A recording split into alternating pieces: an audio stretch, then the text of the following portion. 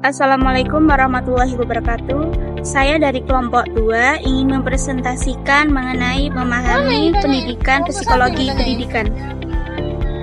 Sebelumnya, yang terhormat kepada Ibu Rika Dwi Kurniawati, MPD selaku dosen pengampu psikologi pendidikan, dan teman-teman sekalian yang saya cintai.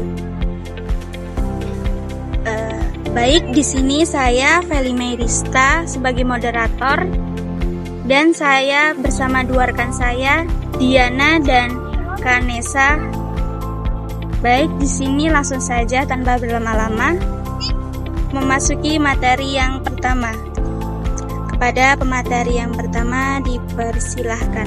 Pengertian psikologi pendidikan.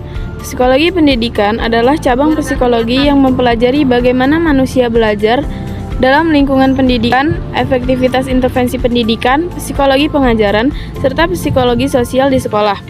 Fokus utamanya adalah memahami proses-proses mental dan perilaku yang terjadi selama belajar dan mengajar. Definisi psikologi pendidikan.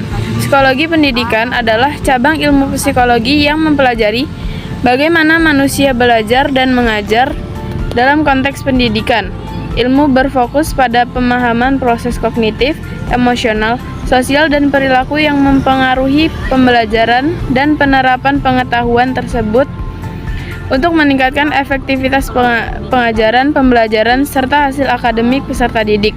Dengan kata lain, psikologi pendidikan berusaha memahami bagaimana orang belajar dan bagaimana guru dapat memfasilitasi pembelajaran yang efektif. Ruang lingkup psikologi pendidikan. 1.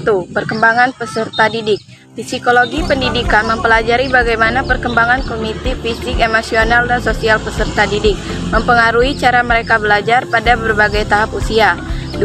Teori belajar. Meliputi berbagai teori yang menjelaskan cara peserta didik memproses informasi dan membangun pengetahuan, seperti teori behaviorisme, kognitivisme, konstruktivisme, dan humanisme. 3. Motivasi belajar.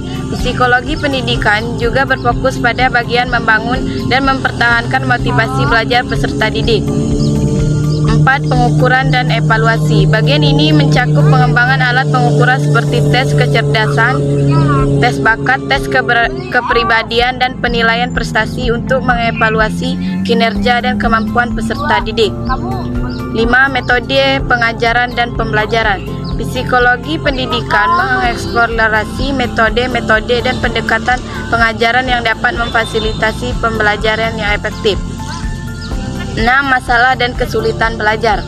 Mengkaji gangguan atau masalah yang menghambat proses belajar, seperti kesulitan belajar, misalnya disleksia, gangguan perhatian, atau masalah psikologis lainnya. 7. Peran guru dan lingkungan belajar. Psikologi pendidikan meneliti bagaimana hubungan antara guru dan peserta didik, serta lingkungan belajar mempengaruhi hasil pembelajaran. 8. Konseling dan bimbingan pendidik. Membahas peran konselor dalam membantu siswa menghadapi masalah pribadi, akademik, dan karir.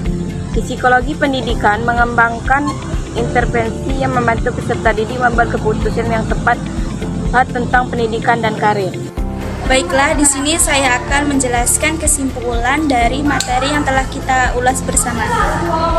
Kesimpulannya, psikologi pendidikan adalah disiplin yang berfokus pada pemahaman proses belajar dan pengajaran dengan tujuan meningkatkan efektivitas pendidikan. Dengan memahami psikologi pendidikan, kita dapat mengenali bagaimana individu belajar, faktor-faktor yang mempengaruhi pembelajaran, dan teknik pengajaran yang paling sesuai. Sekian presentasi yang dapat kami sampaikan dari kelompok 2. Apabila banyak kesalahan maupun tutur kata yang kurang berkenan di hati, kami mohon maaf yang sebesar-besarnya, dan kepada Allah kami mohon ampun. Baik, saya tutup.